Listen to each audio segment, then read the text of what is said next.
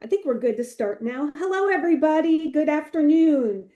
Welcome to our first FAB, the Faculty Advisory Board for LPH members and advisors. I am Nancy Benton Parish. I am from Texas A&M University. I am also a LPH faculty advisor, and I am so thrilled to welcome everybody to today's virtual learning opportunity titled Faculty Advisory Board for LPH presents a professional panel of communication practitioners from across the U.S. These VLOs are exclusive, members-only sessions designed to foster connection, learning, and growth within the NCA community through interactive discussions and expert-led practitioners' presentations. This service provides a space for members to engage with cutting-edge research, explore best practices, collaborative on various pressing issues, as well as professionals in the field, as in this case, to also help our student members to learn more about the field of communication and various things you can do with your degree. By enhancing access and engagement and a sense of ownership within the association, the LOs create conditions to empower our members in their professional and scholarly pursuits. So after today's VLO, attendees are going to be able to ask any questions that they have. Hopefully you'll be able to identify a variety of communication-oriented positions that one can pursue with a communication degree, recognize and understand various journeys after college, and realize that they're not often a straight trajectory. They're often curved and sometimes unexpected in many cases. Really all night. Oops, hello. And hopefully you'll be able to connect with many different careers in the communication industry. And so I want to just acknowledge the NCA's land acknowledgement, and I'm going to read this verbatim or sort of be verbatim. NCA would like to acknowledge the land the national office in Washington, D.C. resides on its ancestral and unceded territory of the Nakotonic and Piscataway people. NCA acknowledges that it is often gathered upon unceded lands, and those gatherings manifested the exclusions and erasures of many indigenous peoples. We acknowledge the grave harm that colonialism brought to these lands, in particular the erasure of both indigenous and African identities via slavery and via racist laws that segregated all peoples into binary classifications of white and black.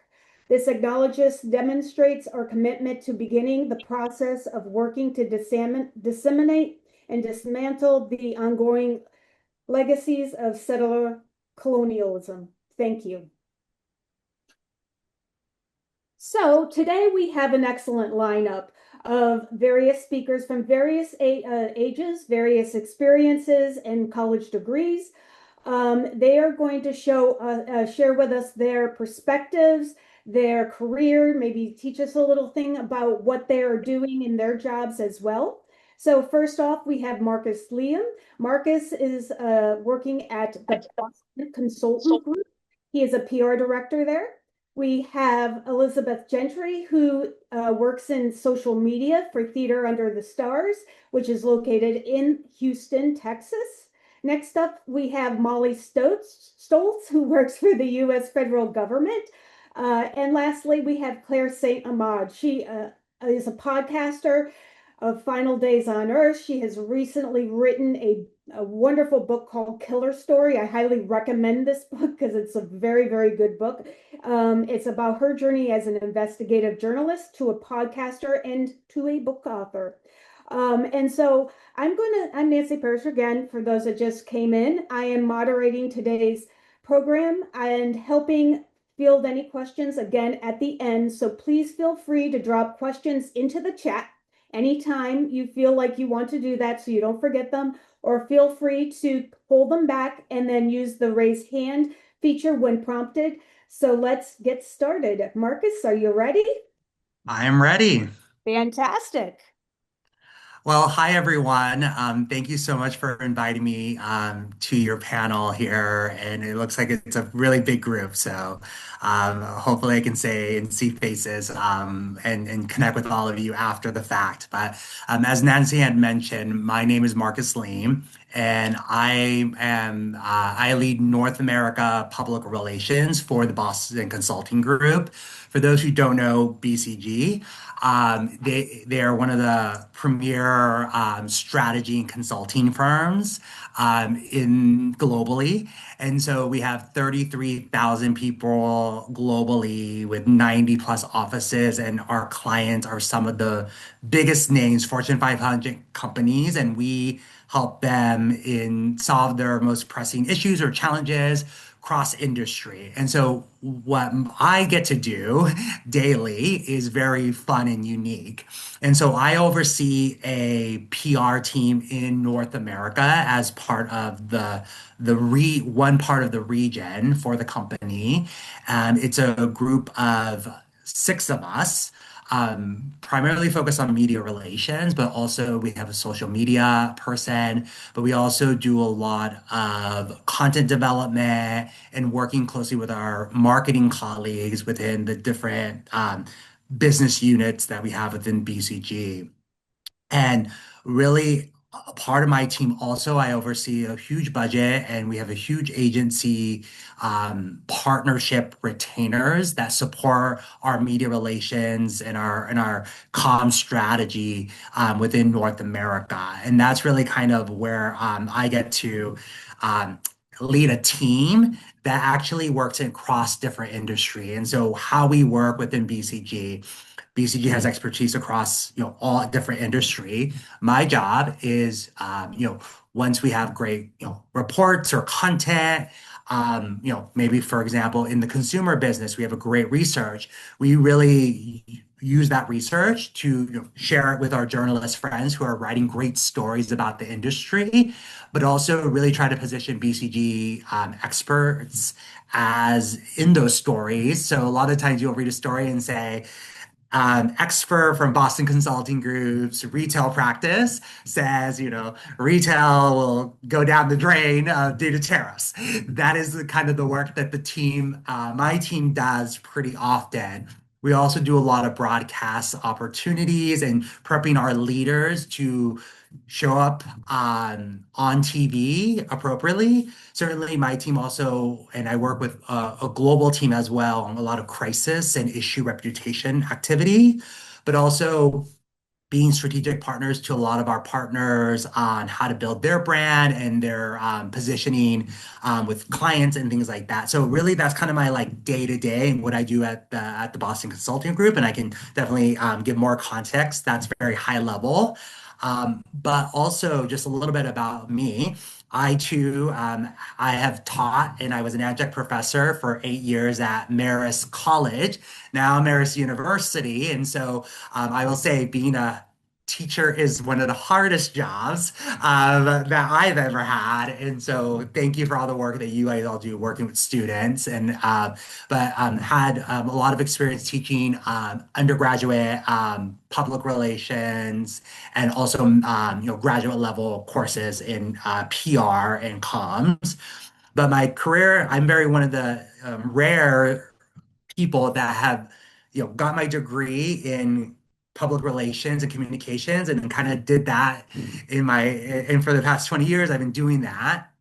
Before I was at Boston Consulting Group, I worked at Ernst& Young, also known as EY, leading their public relations for their consulting business, kind of what I'm doing at BCG, elevating their experts and positioning them and their thought leadership within stories that trade media and top tier media outlets. And then before I went corporate, I worked in government, and so I worked for the city of New York. I was a spokesperson for the Department of Education under Mayor de Blasio and Mayor Bloomberg. And then I also worked in the health department, helping the health department with their public affairs and media around the work they were doing around 9/11 health. And it was at the pivotal moment of the 10-year anniversary of 9/11. Um, so helping doing a lot of community engagement and a lot of the research that was coming out of the health department helped fund a lot of supports and programs for people who were directly exposed to 9/11. Um, before and I should have said I am based in New York, but before I moved to New York and worked for the city and EY and BCG, I actually am from the West Coast and grew up in Nevada, worked in Nevada, Reno, Nevada, and there I worked with in nonprofits, and so. Worked for an affiliate, Keep America Beautiful, doing community-wide cleanup efforts and helping a lot with community relations, and then worked for an advocacy agency for disability rights. Every state has one of the agencies that I worked for in their states to make sure states are ADA compliant, funded by the federal government. And so I've kind of had an interesting trajectory of working in nonprofit, working for government, and then now working in corporate America. And so I really kind of have a kind of a diverse background. And I like to joke to people that, PR, you can do anything with a comms and PR degree. And I like to attest that I have an example of that. Also, just a little bit of my educational background. Went to undergrad at the University of Nevada, Reno. That's where I know Nancy for many years. We studied abroad in London together when I graduated from UNR. And then I have my master's degree at NYU in public relations and corporate communications. And so, doing what I got my degrees in. I really love communications, and hopefully you all have questions, and hopefully I can learn from all of you from your experience. I know right now it's a unique time in communications. There's a lot of questions about, and we were just talking about this, how we're using AI as professionals, but also like, what's happening in the world and how are communications professionals and companies and responding and engaging, and what is that, and how are we as professionals counseling leaders. And I think it's a really pivotal time for comms professionals right now, more than ever, I think. And so I think it's going to hopefully be a great conversation today. And with that, Nancy, I'll pass it. I think it might be Elizabeth's turn, I think, but you correct me if I'm wrong.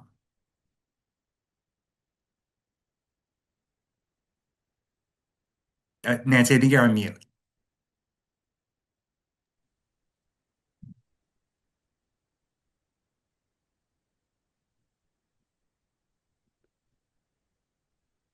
There we go. Hello, everybody. Again, just technical difficulty there. Yes, it is Elizabeth, and she will be leading us in Theater Under the Stars. Hopefully you guys can see my slide share right now, so you can follow along. But Elizabeth, take it away. Great. Okay. I am having there we go. I was like, I can't see the slides, but I am Elizabeth Gentry. I am the social media manager for Theater Under the Stars in Houston. And I want to see do we have any theater fans, any Broadway fans, any musical fans in the audience today? You can do the little raise your hand thing. Just want to see. Oh, yay, look at that. All these musical friends. Cool. So I am the social media manager, and you know what, Nancy, I think I'm just gonna skip the PowerPoint because I'm getting distracted with all the things. So just go ahead and put it on the Okay. screen. I was like, I can't do it. My Okay, ADHD no kicked problem. in. But yeah, so I have been at Tuts for about 5 years now, and my job is to not only tell the stories of the organization, but find creative and unique ways for people to buy tickets to support us as a nonprofit. And to also make people fall in love with musical theater. I adore my job, and I never thought I would be here. So I'm gonna start with my story and then get into what I do now. But yeah, so I actually met Nancy, Dr. Parish at Texas A&M, and I was obsessed with her class because it was the first time I had opportunities to really learn what communication actually looked like in a tangible way. And for me, like I chose to be a communication major because I am an extrovert with extroverted tendencies and I like to talk. And I was like, okay, communication, I can do something with that. I can do something with that. So I did it with the hope that I would find my own path and find a creative outlet and I could figure out how to use my talking skills the best I could. And with that, I had so many opportunities. I always like to say I started getting internships right when everyone realized that they needed a Facebook page. And so for me, I had so many opportunities where they were in college. They were like, "Oh, we need somebody to run the Facebook, make the intern do it." And very quickly did I realize I loved social media. I love telling stories in quick, unique ways. I loved finding interesting how do you get people to click on content? I was obsessed with BuzzFeed, and how do you, get people to watch the video all the way to the end and things like that. And so I just fell in love with social media. So when I graduated college, and I always like to say this because I think this is really important for I wish someone had told me this when I graduated, but I graduated without a job. I was like, I don't know what I'm gonna do. I don't know how I'm gonna do this. I was supposed to graduate with a job, and what am I gonna do? And so I was able to pick up and use my own social media to play. I figured out how to do some freelance work, and very quickly after that, I found a job at a PR firm in Houston. And at that PR firm, I learned, interestingly, Marcus, I feel like we flipped because I worked at a PR firm and I was like, I was running an account for a breakfast restaurant and I ran out of brunch puns. I was like, I can't make another waffle joke. I don't know how many waffle jokes I can make. And I realized like I needed to do something more focused on nonprofit, more focused on storytelling. And that has just really launched my career in some really cool ways. I've worked at multiple nonprofits here in Houston, and have been a theater kid the whole time. So when the job at Theater Under the Stars opened up, I was like, oh my God, it's the thing that I'm obsessed with and the thing that I'm really good at in one job. And so at Theater Under the Stars, we are a nonprofit that has two schools. We have a school for students who are like, I'm going to be the next Broadway star. Sadie Sink from Stranger Things was a part of our program. And then we also have a school for students with disabilities who are wanting to go and be on stage or want to learn how to be more confident and how to express themselves better, as well as self-produced shows that are created by Broadway professionals, by um, incredibly talented humans from Houston, New York, California, that create brand new musicals that people have never seen and we will build things from scratch, but we also have Broadway tours. So it's a mix of everything and it changes per show how we do the content. But my job as the social media manager, I started with about 10,000 followers on the account and we are about to hit 55 and I am very excited for that. I have balloons celebrating all of my follows up there somewhere and you can see all the show posters that are behind me. I call it my wallpaper.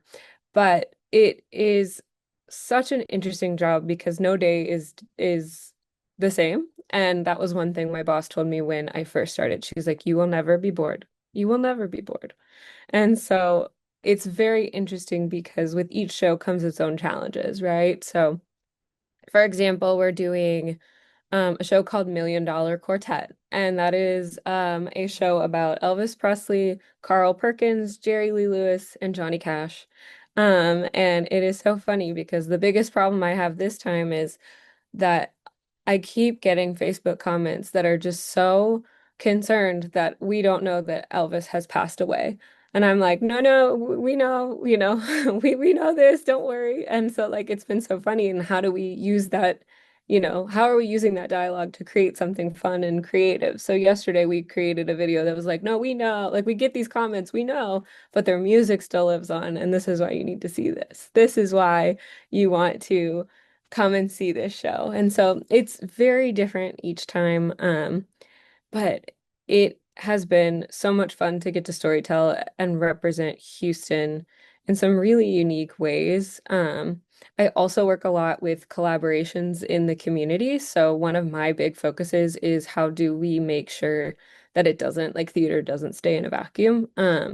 Because for a lot of people, it can feel inaccessible. There's that some of the tickets are very expensive. So my job is also how do you take this art form and translate it for the internet so people can feel like they're involved or find student rush tickets or find discounts or um most recently we did a collaboration with the Harris County Public Library and they are absolutely adorable. If you do not follow their account, I highly recommend.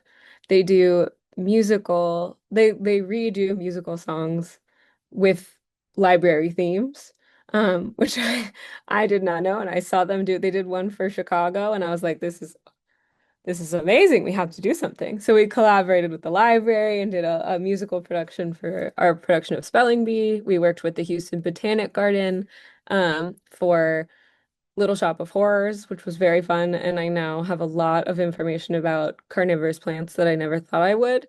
Um, love that. And so, we work also as a nonprofit to highlight other organizations and really focus on collaboration and how we can make more people recognize that Houston is not only one of the biggest cities in the country, but also a huge hub for the arts. I think if I remember correctly, like I think the arts industry in Houston brings in over like 1 billion in revenue for the city every single year. So it's a crazy job and a lot of fun, and I'm happy to answer any questions as well. Yeah, I think that's kind of my overview of my job, but I'm a yapper, so I would love to talk more.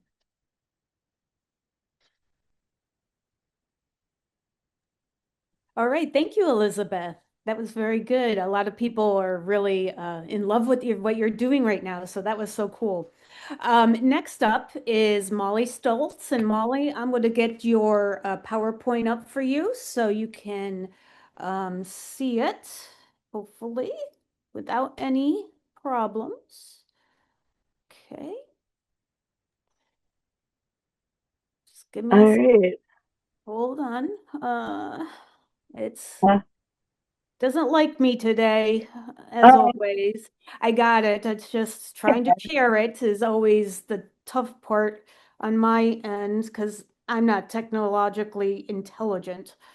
Um, so bear with me. There you are. okay. Well, thank you, everyone. Thank you for the invitation, Nancy. Nancy and I have known each other for, gosh, almost 15 years now, something like that. Yes, something like We were at Valdosta State University together for a year, and then we just kind of kept the friendship going. My background is very different from what some of you have talked about. And for those of you who may be a little bit more on the introverted side, my path may be a little bit more in my current job, maybe a little bit more up your alley. So I actually was an academic. I have a PhD. I was actually an academic for the first 20 years of my career. And I've actually still do teaching part-time. So I'd like to say that I have been in school either as a teacher or a student since I started kindergarten. Every year I've done some kind of either being in school or teaching, even if it's just right now I'm teaching two public speaking sections. So I've seen a lot. And basically what I did was back in 2021, I had left a tenured position, which academics are like, oh, how did you do that? That's a whole other story. But I left a position in 2017 to take that was a tenured position to move into a lecturer position at a university that was strictly teaching. And I had already found that I liked teaching better than the writing and the publishing side of and the committee work and all of that. Even though I had advised the Lambda Pi Eta opportunity or chapter for 2 years. So I'm familiar with Lambda Pi Eta. I'm familiar with NCA. But what happened in 2021 was I was looking to get out of academia. COVID had really kind of burned me out, a lot of people. So I was looking to get out of academia. My husband was making a move to take a job, and I could not actually find an academic job in that area. We're living in Tampa, Florida right now. And I could not find an academic job there, a teaching job. So I had been different times in my life been interested in the federal government.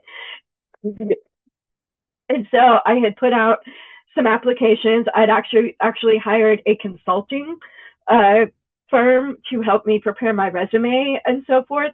So anyone out there who may have either yourself or know of people who want to work in the federal government, I highly recommend using a consulting agency, because it really got the ball rolling for me. I had done applications a few times and just didn't get anywhere. Then as soon as I used this consulting agency and did the resume in the right format, things just kind of took off. So I ended up taking a job with the General Services Administration, or GSA, is our parent or agency, as a project manager. And within GSA, I work for a specific organization called Assisted Acquisition Services. Acquisition of government contracts. We are building things, we are buying things, we are monitoring contractor performance. If we hire a contractor, we have to monitor the performance of that contractor. So there's a lot that the AAS does. My two specific roles are as what we call a focal point for a big government system called CPARS. And that's the system that actually makes sure that the government contractors get performance reviews, and that folks our contracting officers, who are the people who manage those contracts and basically hire or award the contracts to these vendors or contractors, that they are familiar with the performance and can go back and look at a contractor's performance before they award that contract to them. I also work with what's called the Federal Acquisition Institute, which is a federal organization, just like CPARS is a federal system. This is a federal organization that is in charge of regulating the contracting officers who work on these contracts and the folks that help them. So there's a certification that you need to have if you want to work in acquisition in the government, in the federal government. You need to have certain certifications through FAI. So my role, in addition to the evaluating, one of my roles also is to make sure that folks who are working on these projects are certified. So generally that would be new hires that would come into AAS and not have certification. So I would have to help them through that process, making sure they get certified. And then, of course, there's the process, any of you who may be familiar with professional certifications, there's the process of maintaining that certification through continuing learning, additional training, and all of that. So not only do I monitor the folks that are working on getting certification within AAS, I'm working on making sure that everyone within AAS that has a certification is maintaining that with the proper training and the number of hours that are required. So this is kind of why I said this isn't, you hear about, oh, well, we're doing these community partnerships, we're doing that. This is a little bit more computer, a lot of data work. I can talk about that. This is much more working one-on-one with folks as they have issues either with the certification system or the evaluation system. So just some things, I put a list here, thank you, Nancy, of some things that I do weekly, daily, maybe have done a couple times already. When we were hiring, if you're familiar with the politics, the whole federal government has basically been on a hiring freeze since January of 25. So for the past year, I've not been doing this part of my job. But for the first 3 years, every 2 weeks, I was running a session with new hires into AAS to explain the certification session to them, or the certification program, excuse me, to them, and see what their needs were certification wise. Some people would come to us with no certification. Some would have certification from the military, we call that DAU, Defense Acquisition University. So we would have to transfer that. So there was all sorts of information that these new hires needed to get on the right path in terms of their certification. So every 2 weeks, every pay period, as new hires came on board. And at that time, there was a solid year, almost 2 years, that we were hiring at least 5, maybe even 10 people every 2 weeks, growing our organization. Again, that we haven't been hiring, and obviously a lot of people have left our organization since January of 25. So that's not a huge part of my job right now, which is actually why they gave me the evaluation system work.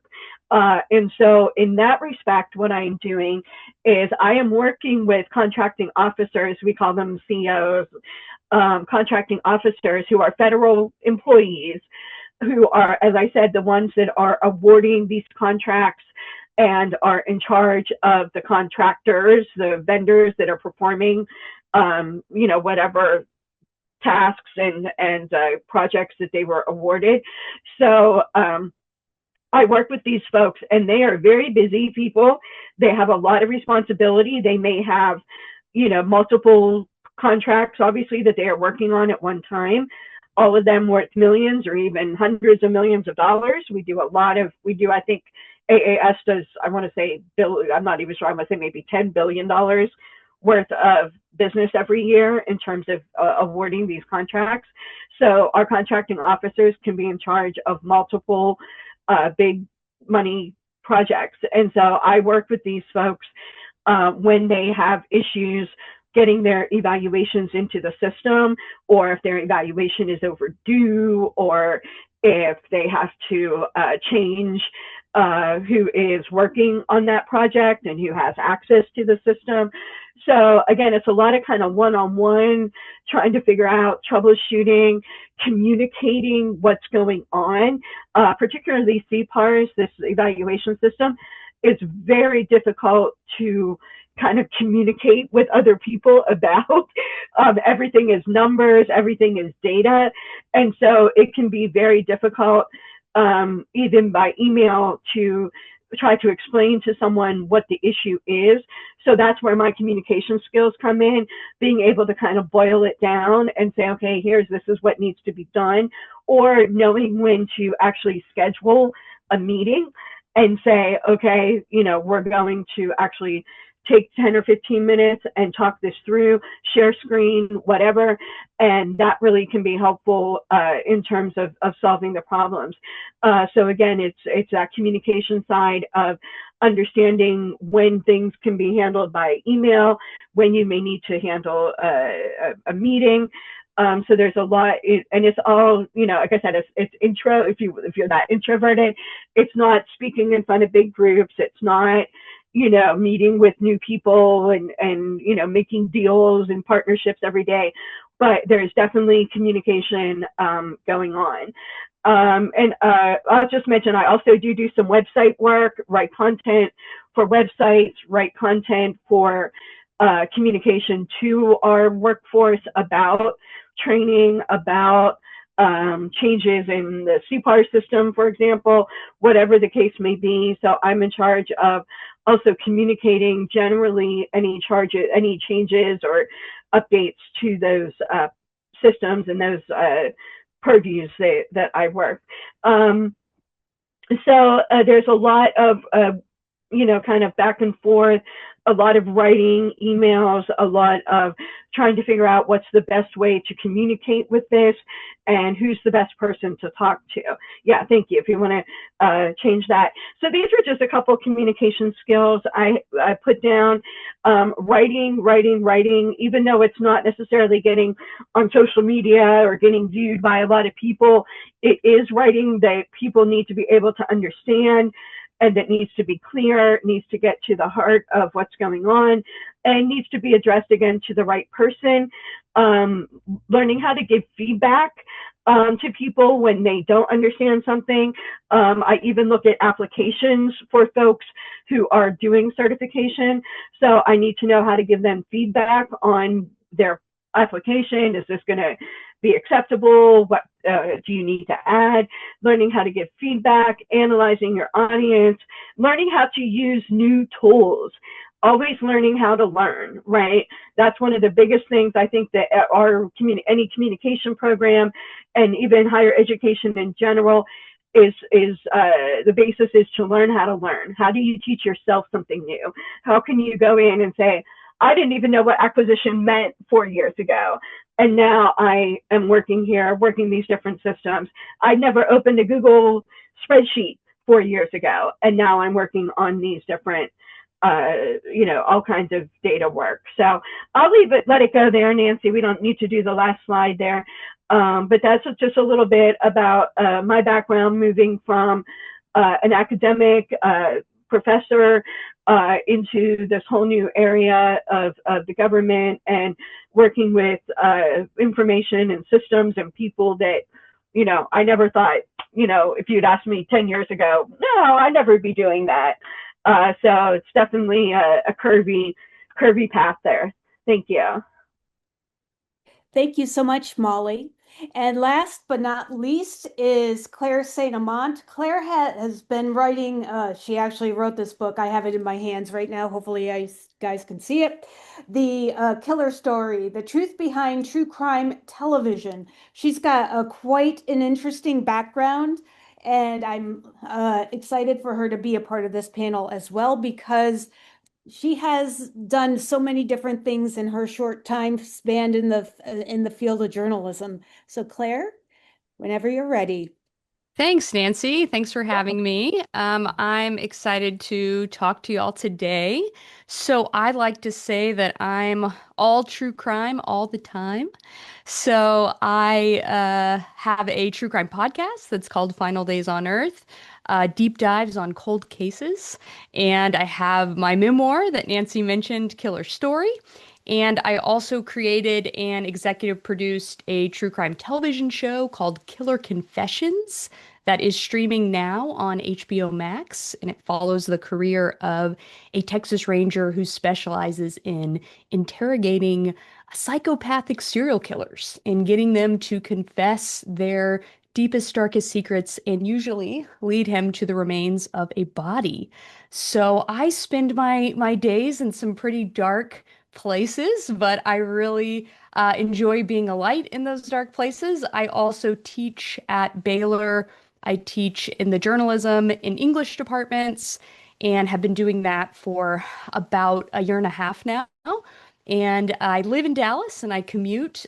Before that, I was commuting to Manhattan because I was a Texas-based field producer for CBS News, where I worked for the true crime show 48 Hours on Saturday nights, and I also contributed to 60 Minutes. So that was really my path there. And yeah, I'm just excited to be here and tell you more about, what it's like to work in true crime in lots of different spaces and places. And I'm anxious to hear what questions you have.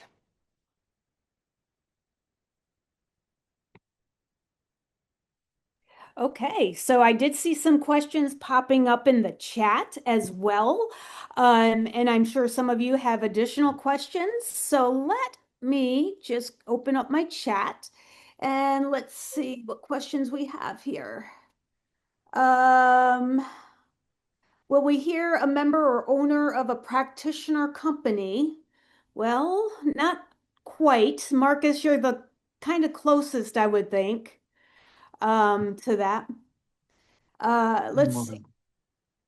Did you have any other questions about that, Dennis? See here? Okay. In other He just words, needs to unmute. He needs to Okay. unmute. Yeah, he's just muted. okay. Okay. How's that? I'm only a speech coach. How's that? That's okay. Let me explain the question just a little bit clearer and related to the other presentations that we just heard. I'm the founder and senior coaching partner for a company called the Speech Improvement Company. We're located in Boston, and we are the oldest communication coaching firm in the United States. We've been around for a long time, 61 years, in fact. So we do a lot of the kind of things that you folks are all talking about. And I have a question for any one of you. When you have what do you call them, a client or a customer? When you have a client who you have to prepare for a television view, perhaps they're going to be on your podcast, perhaps they're going to be representing the company. When you have that kind of a client, how do you wind up coaching them on the kinds of presentation skills that are required? Not the content, but the presentation skills that practitioners like me are working on. How do you do that? I could jump in maybe as a starting point. And so, at BCG, at my time in government, also working with elected officials, and those type of groups, I think like a couple of things, right? I think one thing that I always try to evaluate, and at BCG, we have a really robust spokesperson program, Dennis, and so that can encompass a variety of different things. One is like the social media side of it, their profile. What does that look like for them? And how are they being positioned externally when a journalist is like Googling their name and they're going into an interview with that person, right? So I think that's like maybe even the first part. And Elizabeth, maybe you chime in too on the social side, but really how are you branded and who are you externally, right? And what is your expertise, right? And so if I'm pitching someone that is a trade expert or a healthcare expert, right? I better make sure that that is reflective externally as we go into that interview. But then a reporter is going to be like, like, why am I talking to this person that has, I don't know why, right? So I think really that's where we put a lot of our energy. And that's maybe that doesn't answer your question, but that's really kind of the first one. But more of the communication side. So with BCG, we are very unique because we're so large, but we also have a lot of our fingers in a lot of things. Media is one part of the world that I support, talking to journalists, but it also goes to the point is we call them seat at the table, presentation, whatever we want to call them, but we have these main stage platforms. So, for example, we just had World Economic Forum, Davos.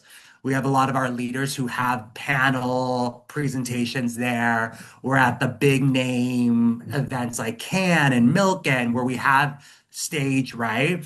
And so there's a whole operation, and we're very lucky because we're a big corporate company. And so we have a lot of resources to support that. But I think at the end of the day, we always have to kind of gut check a couple of things with the person who's going to be on stage or speaking to a journalist already. I think like, right, make sure we have some really clear goals on why we're doing this.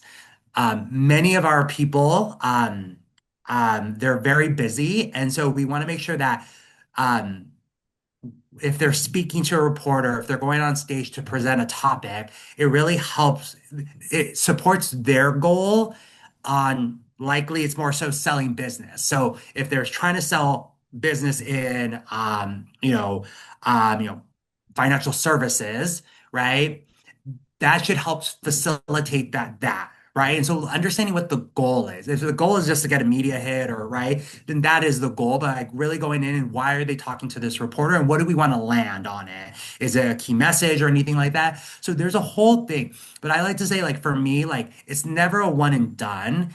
Our spokesperson program is very robust and it's like a program that like we have worked with spokespeople for like several years to get them to a point. But in that process, there's always refreshing. It's always gut checking. And also too, because we talk about industry pretty like in a lot of ways as a company, we also have to refine that. And as you guys know, there's sensitivities and landmines talking about everything under the sun right now, right? And so really kind of gut checking all of that. So it's never a one and done, but it's kind of also like we need to check and like reevaluate pretty regularly as we go in there. And that can be anything. We contract with people, we have in-house things. I do media training, we have broadcast training. So the landscape is pretty broad in my world. And we have that broadness because we have the resources to support that. But we also have a big pool of people that we support, from our global CEO to our executive committee to our partners that are senior leaders within the firm. So I And don't know if that answered your question. Elizabeth, I think you were going to say something. yeah, I was going to jump in because you have a very good point. And I will be the first to say that I am a little spoiled because I work with a lot of actors. So these are people who are trained to be on the stage, but at different levels in their careers, right? So we have some that have been part of our Tuds family for years and years and years. And then we have some that this is their first professional job. Or we have students in a regional theater. There's a regional theater competition for high school students to compete to go to the big, basically the Tony Awards or the Oscars of high school musical theater in New York. It's called the Jimmies.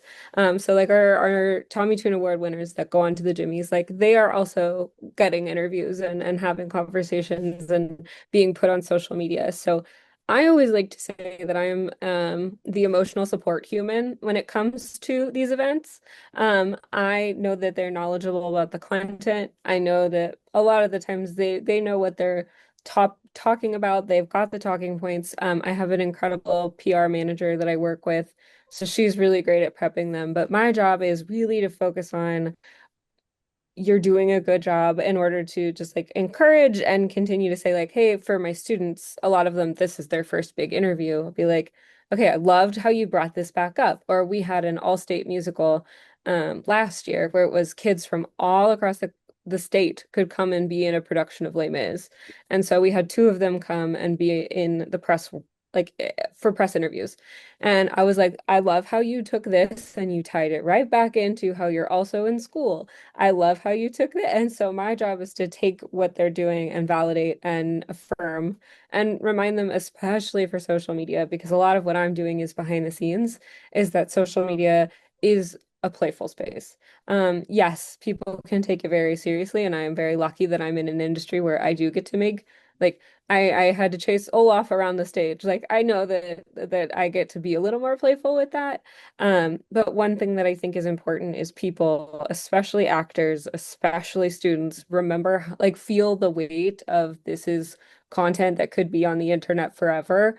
And this is something that like what if I mess up and they're not going to ever invite me back? Or what if, like there's a lot of that. Like we have in contracts for actors, sometimes they get final photo approval, final video approval, things like that, because everyone is recognizes the impact that the internet has.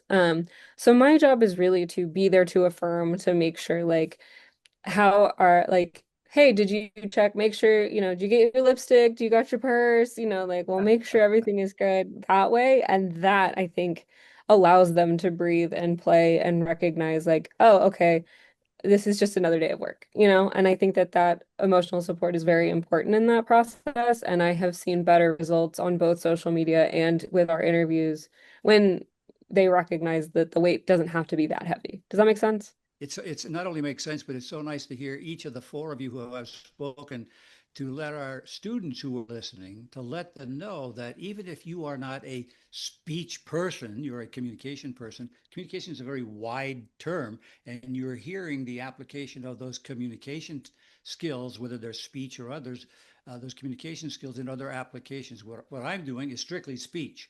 We help people who talk as part of their job, like maybe each of you for instance, but this is what we do. If you're not that kind of a person and you're not looking to be a speech coach, these are the opportunities that you have in these other fields. So I'm delighted to hear you guys say these kinds of things. I've been a member of NCA for, gosh, almost 45 years, I guess.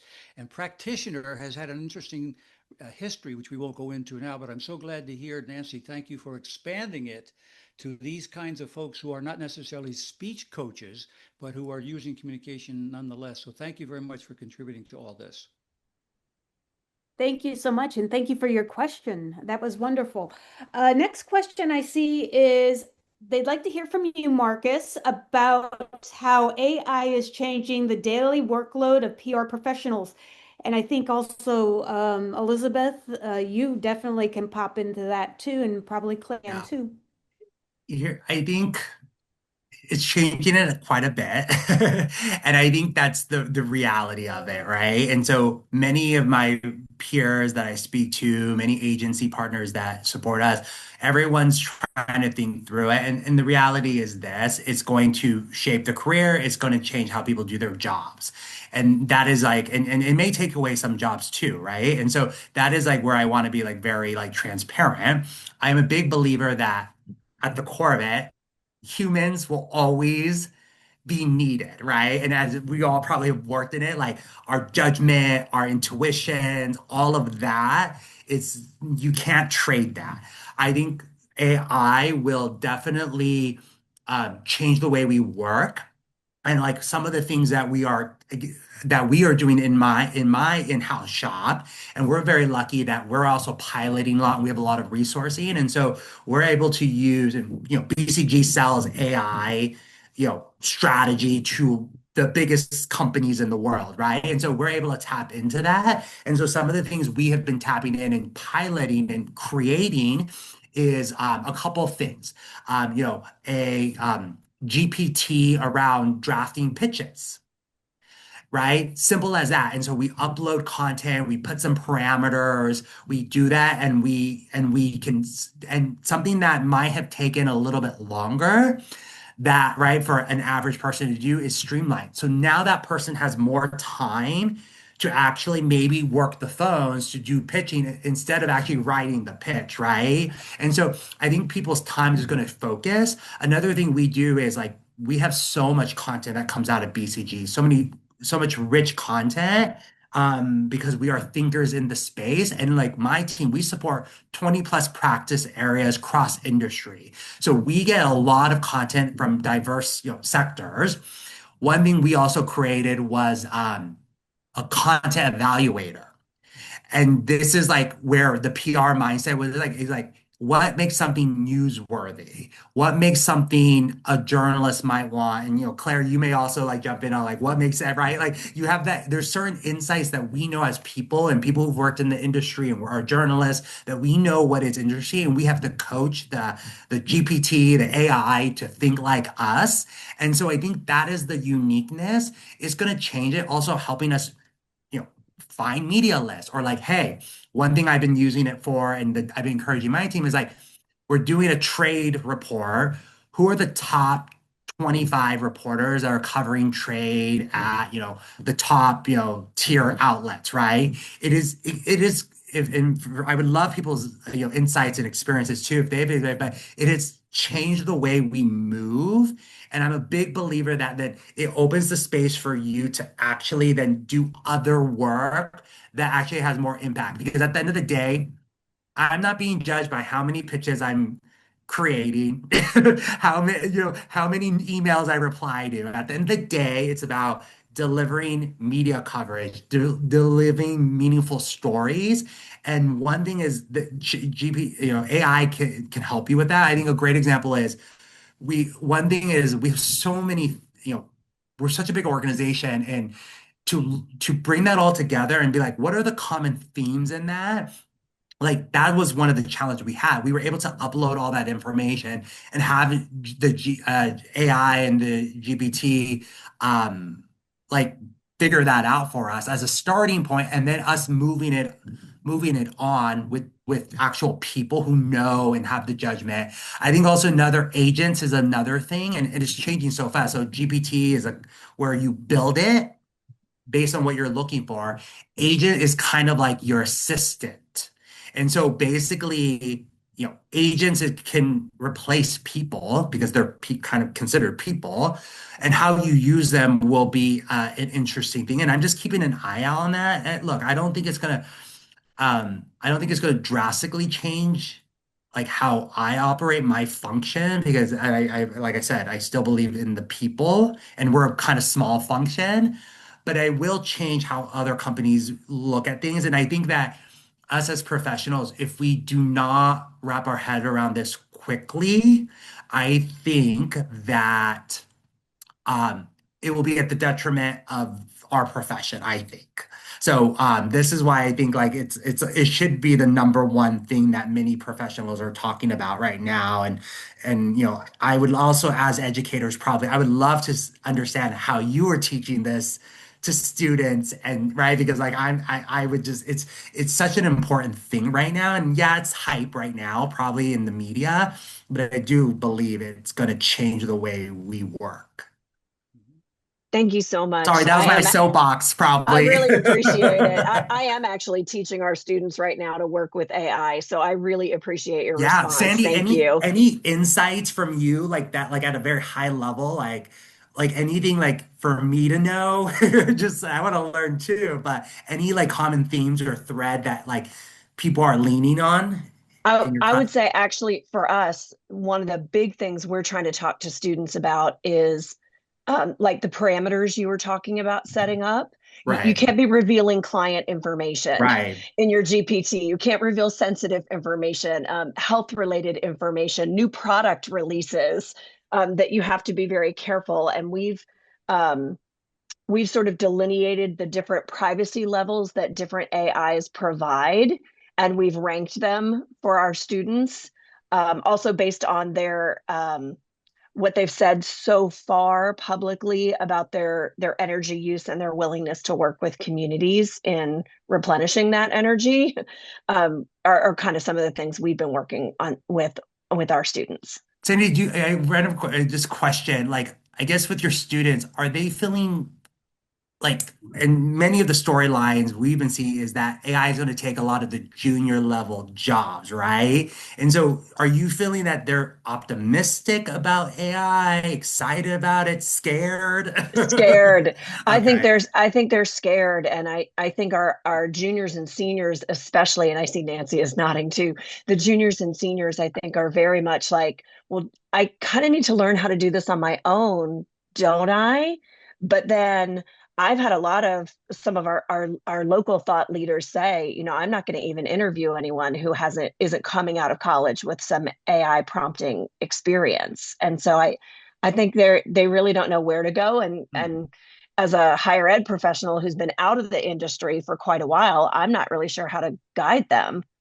I I want to jump in real quick. One thing I think that was really interesting. I was at I sound like such a nerd when I say this, but I was at Broadway Con earlier this week with all the regional theater social media managers. And one thing that was really interesting is there was a panel on photographers in the Broadway industry, and they had Joan Marcus, and if you don't know Joan Marcus's work, she is the original photographer for Wicked.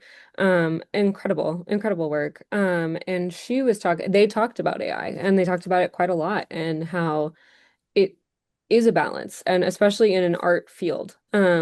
Specifically, we're working with show art, we're working with actors, we're working with talent. Like this is something that could technically it could replace jobs too. And so for us, one of the big focuses that I thought was really interesting on that panel was she was talking about how panicked she was when they got a digital camera and how that took the art away from taking photos. And instead, it's learned how do you advance things and how do you use it wisely and how do you use it carefully.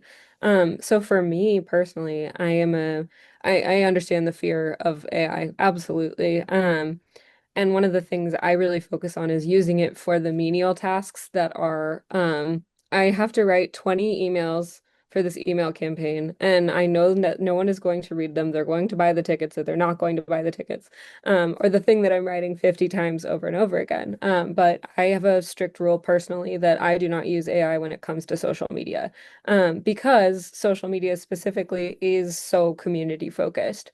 And one thing I've noticed is that during 2020, when the world shut down and we're all online, and we had the beginning of the Black Lives Matter movement, we had the beginning of like some really hard conversations online.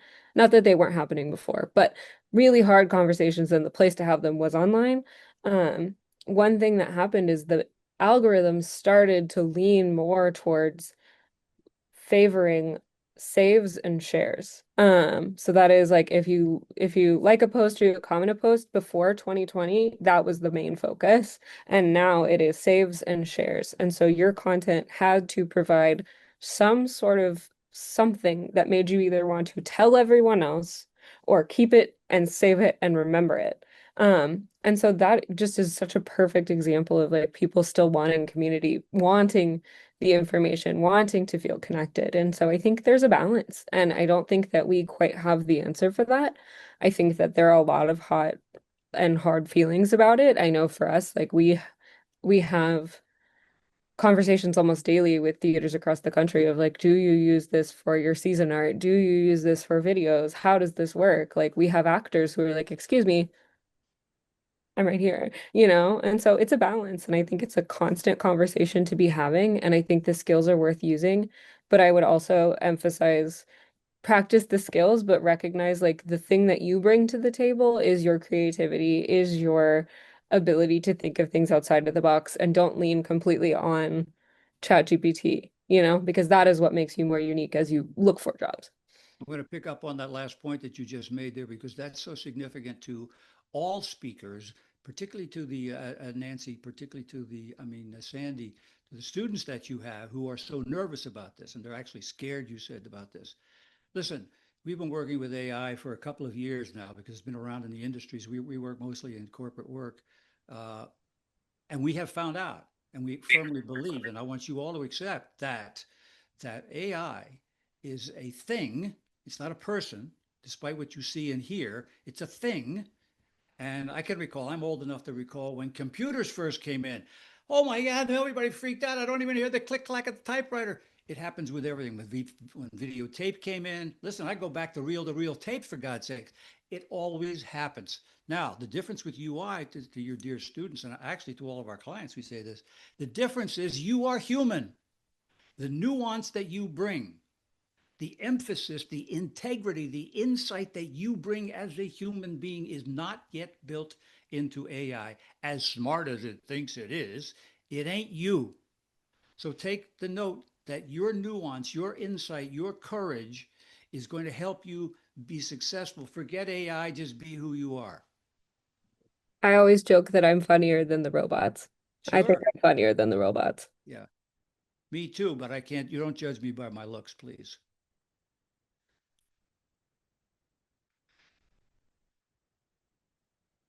Thank you so much for Yeah. those questions and for the answers. I want to go to the next question. I think this is Lorena. This is for exactly Elizabeth. Do you find it harder to connect with older audiences since their social media use is less than younger audiences? Great question. And it's different, right? So I'm using the platforms we use consistently, like go to Facebook, Instagram, Threads. We got rid of X, so that's no longer relevant. LinkedIn and oh my God, TikTok. And so the thing is the tone changes per platform. We know that people are on every single platform, and I could monologue about this forever, but I always like to reference Facebook as a news feed. This is like an old-fashioned news feed with your friends that you know and your great grandma's best friend's aunt that you met one time at a restaurant. You know, like that is Facebook. It is exactly community newsletter. Instagram is a mix. It's a bit of a community newsletter. It's a bit of a find new things, get creative, get inspired. TikTok is, I don't know how I ended up here. It's very chaotic, but I love theater and all the theater nerds are here. I don't know any of you, but now we're best friends.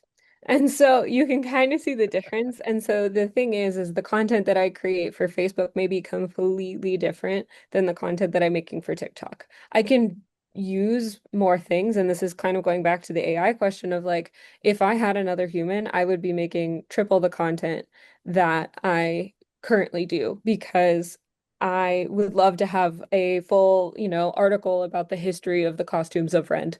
But I don't have time to write all of those things. But I know that that needs like work and fact checking and like things I don't trust ChatGPT to do. But so for example, my job is like, how do I take a playbill video that we made and make it interesting for TikTok and for Facebook. So I actually think that one of the things that is really good practice is learning tone for different placements and how you want to convey what you're conveying. So some of my jokes don't land on TikTok and some of my jokes don't land on Facebook, but it's understanding what they want to see. I know that certain videos are gonna blow up if I put it on Facebook. And I know all the moms are gonna love it. But then, it may be different. So it's been interesting. And we also have an education account. And so I'm now learning how to create content for students that are in high school. And one thing that I love is I created a social media content team. It's a bunch of high schoolers. I love them dearly. I'm going to watch a couple high school musicals this weekend. Woohoo!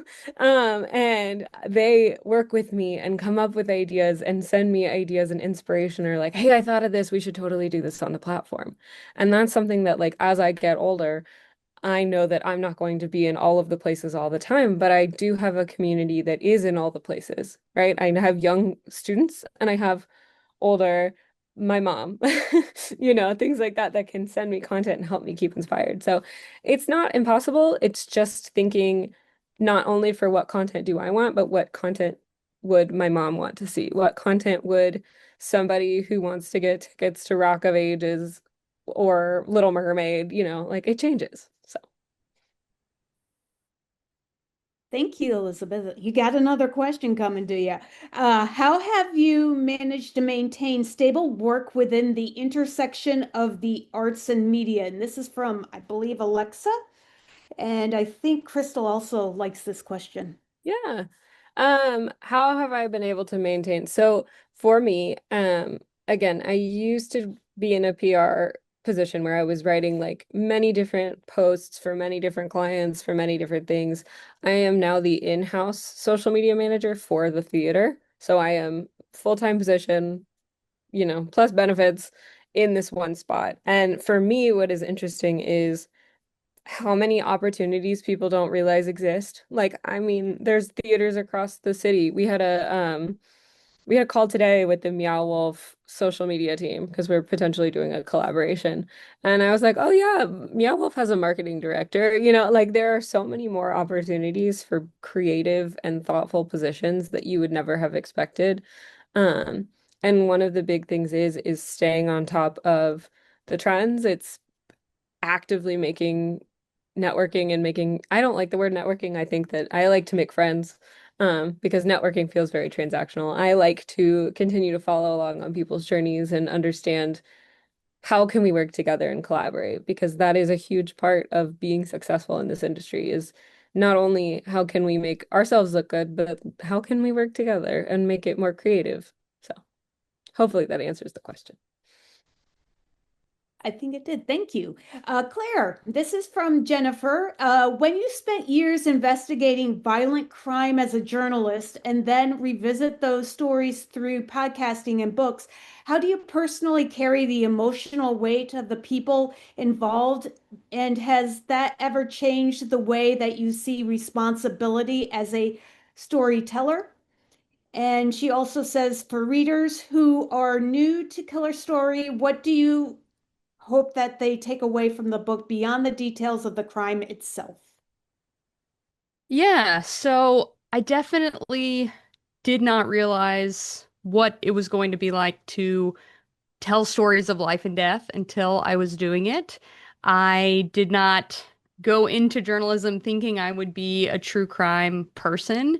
I kind of followed one story to the next, and I ended up doing true crime journalism. And so in the beginning, I would say I had very few personal boundaries with people I was working with in these stories. Like I got very close to them to the point where I'm like being invited to their homes. I'm getting their graduation invites, birthday parties, because I kind of started to serve as almost a uh, para counselor, even though I was in the media.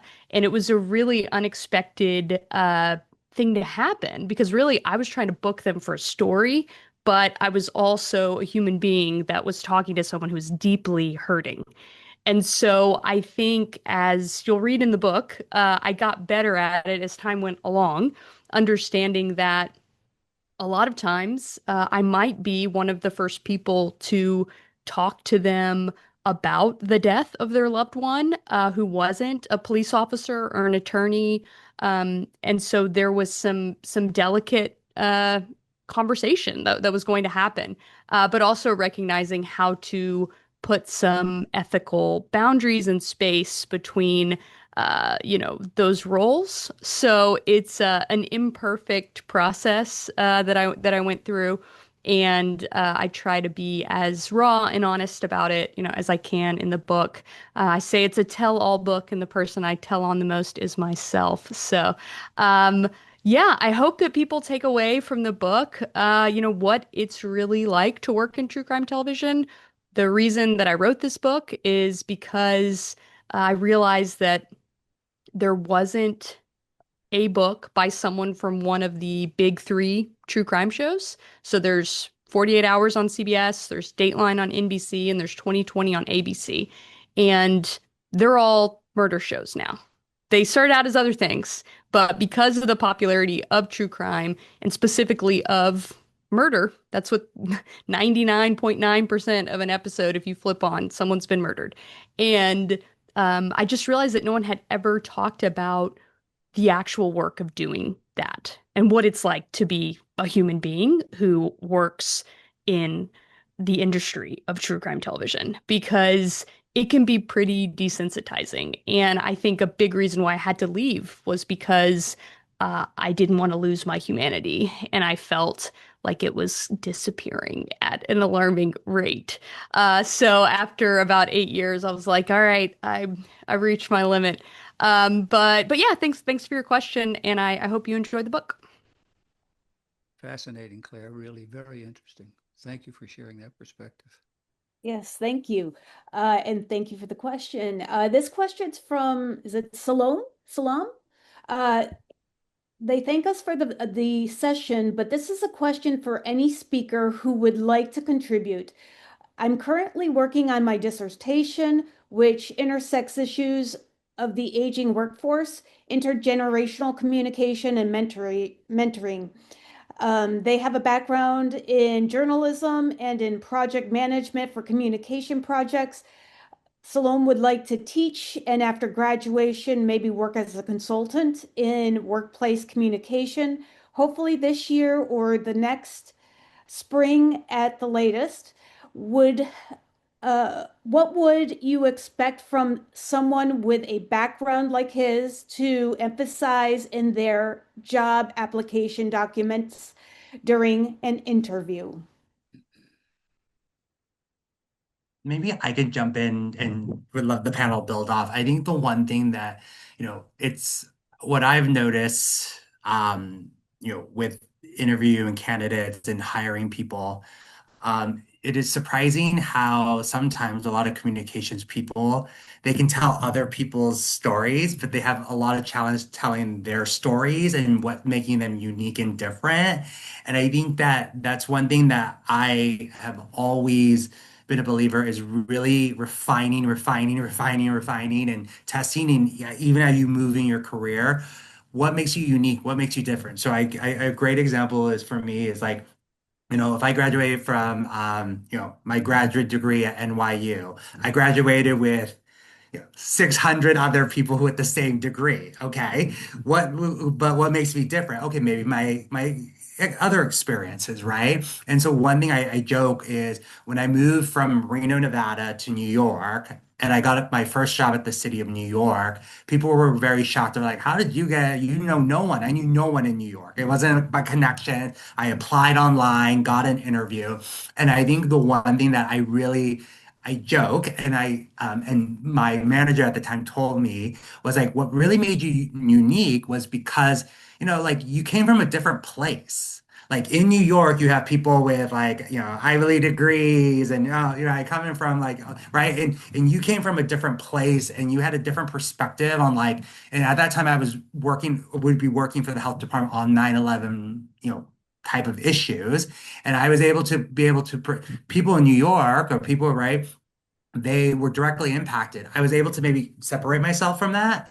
And I understood the sensitivities and everything like that. And so I think like being able to like differentiate yourself and finding those nuggets and being able to call those out in your talk track is really going to be. So if you have a PhD, that's great. But also like what makes you say, and I also like I'm a big believer, like if you're passionate about reading, like that makes you different. Like, and that's a skill that as a PR person, I'm like, okay, if you read a lot, like you probably know what's going on. You know like how to like word, how to tell a story. So it's like those type of things. And then for me, just being a person who hires people, who has a team, those are just things that managers and people senior up are looking at the skill. So yes, they look at the resume and the experience, but I also look at other things to really help inform, like, is this person a well-rounded person? And I think even more now today, it's it's a different environment, and you have to like have a person that's really kind of multidimensional in so many sense. And if you can really demonstrate that in your experience and in how you talk about it, and I think in my talk track, I talk about my experience working in nonprofit, my experience working in government, my experience working in corporate America, teaching as well. Packing that all together, I think actually tells a really great story. So for the person who asked the question is really spending the time and then using your friends and your peers to help kick the tires on that a little bit more. It's a hard thing, I will say. It's a hard. I say PR people have egos, but sometimes it's hard for PR people to like really tell their story too. Nancy, if you don't mind, I'd like to jump in because I have a comment specific to this question and this person. Okay. Salome, uh, interesting thing is that I'm currently working on a project that deals with senior cognition. So the things that you're talking about, the interface between the aging workforce and other communication groups, is something that I'm currently interested in. So if when you get your dissertation finished, let me know because I'm looking for an assistant to work with us who has experience in intergenerational communication and particularly an interest in senior cognition. So get my information somehow if you like, and I'd be happy to talk with you later. Thank you so much. Thank you. Does anyone else want to step in and answer her question? No? Okay. Elizabeth, what tools do you use to schedule, monitor, or analyze social media activity due to juggling multiple platforms, campaigns, and metrics? This is such a good question. And also, I don't have the perfect answer because it's always changing. Like, I always joke that, like, the algorithm that I'm explaining to you today, it may not be relevant tomorrow. We'll find out. And so part of it is staying on your toes. For me, one of the big things is again, one of the reasons I love being an in-house like focused social media. This is my project, this is my client, is that way I can dive deeper into stories, whereas like with more clients you're going to end up with more opportunities to do lots of different things, but you don't get to go as deep. So like for me, I'm very lucky because each month we're doing a different show. But it's still all under the same umbrella. So for analytics purposes, I think that you have to recognize they're going to be different, even depending on the month. I have an analytics tracker, and it goes back to about I think 2017 of like how I've managed accounts and how it goes. And my favorite thing is that some of the segments that I have, it'll be like page likes, and it's like they like in 21 I'm like they changed the word likes to follows and it's not relevant anymore, or they don't measure this anymore, or views have changed from 3 seconds to two, like that is constantly changing. So for me, I really do rely a lot on Meta specifically because they are the ones. I always joke that like my full-time job, my boss is Theater Under the Stars, but at the same time, I have to make sure Meta likes me because I'm working with their rules and their guidelines. And that is a huge trick is understanding Meta is trying to make money for them, and how do I game the system to be able to benefit this nonprofit? So I use a lot of Meta's tools, Meta scheduling, things like that, because they do punish you for using outside schedulers and outside sources. I have friends that use Sprout and love it and talk about it all the time. I have people that use Hootsuite and love it all the time. But personally, I am more of a control freak and try to keep to the Meta business suite and the TikTok suite because that is the way you get the most views and lose the least amount of like um followers because of the social media gods. Does that make sense? Yes, thank you so much. And thank you for that good question, Brandon. Very good question in a practitioner sense. Let's see. I do have another question, and I think also it's for Marcus, but I believe Molly can also answer this. Do you have any advice for our communication PhD holders or for PhD holders of communication looking to get into PR media relations? How can we distinguish ourselves from younger applicants with bachelor's degrees? And I'm actually fascinated by this question too. Molly, you want to take this one? I have some thoughts, but would love from a PhD. I think I'm mute, Molly. Thank you. I mean, certainly was very hard to think about a job outside of academia and thinking about why would someone hire me, because all of my experience, as I said, I'd been in school since kindergarten. All I had done was be a student or be a teacher, all I had done. And so it was very hard for me to think about, as you're saying, selling myself. One of the things, and it's also, I'll just say it's been different. I think the reason I was, there's the hiring process, and then there's the connection with your colleagues and the people that you work with, because most of them don't have the higher education. And so how do they make sense of that, or how do they think about that? So in the hiring process, it really, I was selling my persistence. I was saying, hey, look, I'm in this for the long haul. I've been an academic for 20 years. I can do, I can show consistency. I can show dependability. I can show all, and I mentioned the communication skills. So they knew I wasn't 25 years old coming with a bachelor's degree. And I was also, because of my education, the federal government has very strict levels at which you can start at in terms of pay. And I was able to start at a pay grade that was much higher than actually someone who was just coming out of college. And actually, just a comparison, my sister has been with this federal government for 20 years, and it took her almost all of those 20 years to make it to the same level that I got in 3 because of where I started. So that was an advantage.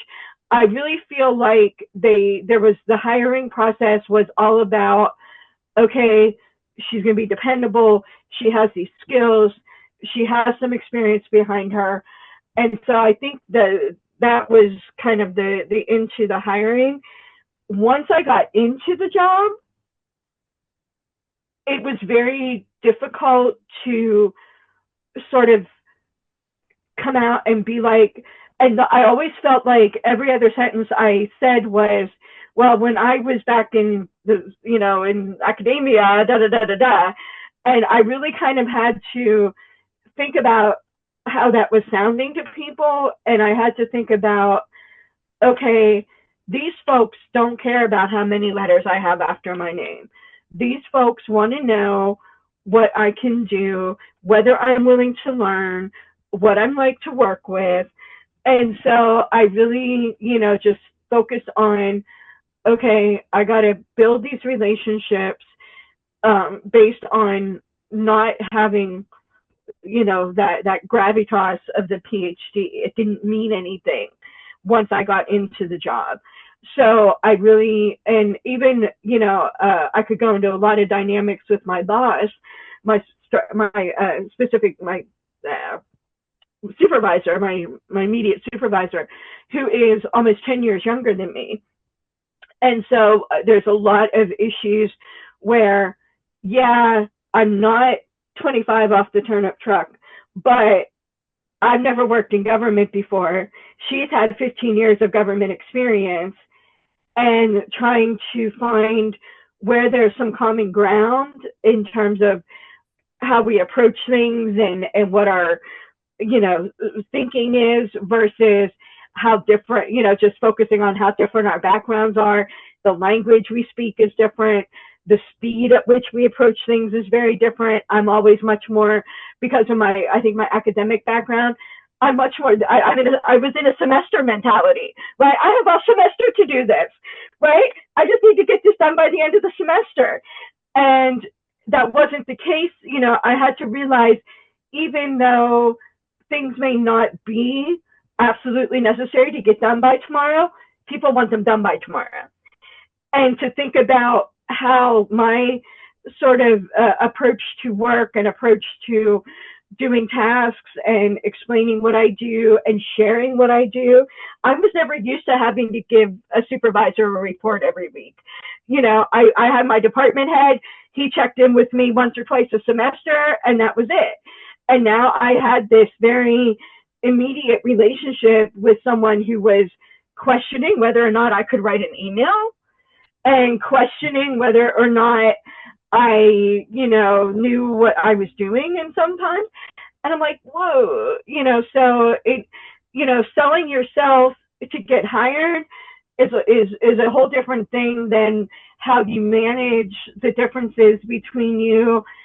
If you come from that academic background, if you're used, if everyone else that you've ever worked with is a fellow academic or a student who's, and that was another thing. I'm so used to having a lot of autonomy and saying, okay, yeah, it's my classroom. I'll just change this. I'll just go and fix this PowerPoint. I'll just go and change this on my course web page, whatever. And I can do that. And I can do that.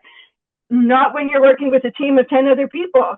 No, you want to make one change on a website. You want to make one change on a slide deck or a PowerPoint. You've got to clear it with 5 other people. You want to send out one email that's 2 sentences long just to let someone know that you updated something.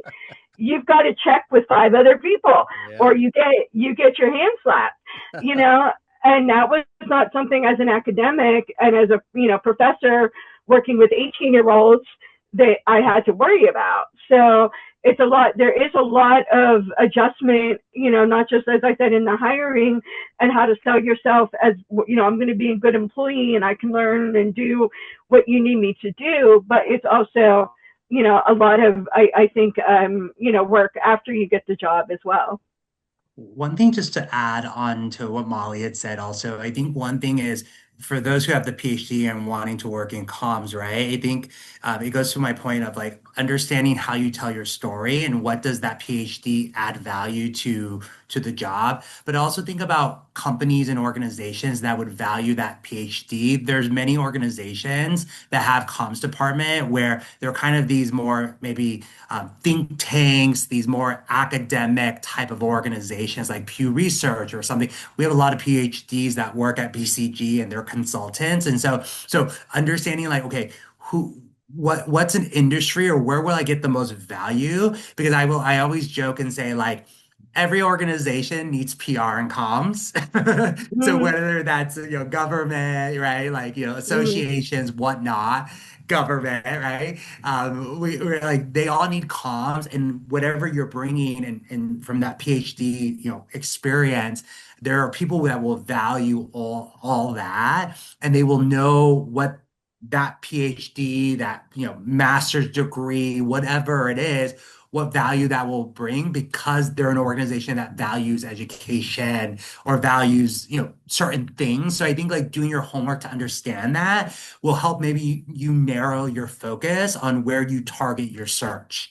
A PR agency is not going to hire you because you have a PhD, but, a big think tank might because they're wanting to get geeky and, get higher, get in the weeds of that thinking. So. Yeah. Well, thank you so much. I believe we are at time. Thank you so much to our panel of incredible speakers. I really enjoyed learning your experiences and your perspectives today, and I'm pretty sure most of you, if not all of you, think the same way. I'd also like to thank you, our audience, for attending. It's been wonderful and really good to have you here, and you asked some really great and engaging questions. But before we conclude, we kindly will ask you to click on the link that's in the chat. It's a Qualtrics survey. I think there might be a QR code coming on the screen, but I'm not 100% sure about that. That you can do, or so they can send you an email after the event. Your feedback is going to be very valuable to us, especially to NCA for any future VLOs that they conduct. And again, thank you so much for joining us. I really appreciated doing this for all of you, and I appreciated your questions, and I appreciated really our guest speakers. Thank you so much for saying yes to me. I really enjoyed learning, and I hope you did too. And so there will be more information about further and additional VLOs that they'll be doing or NCA will be doing this year. It'll be on the NCA's website. I think it's natcom.org. And please have a most wonderful rest of your day. And for all of our guest speakers, thank you again. And for all of you out there, I hope that someday, if I don't know you already, I hope to meet you someday soon. And thank you again. I look forward to talking to as many of you in the future as I can.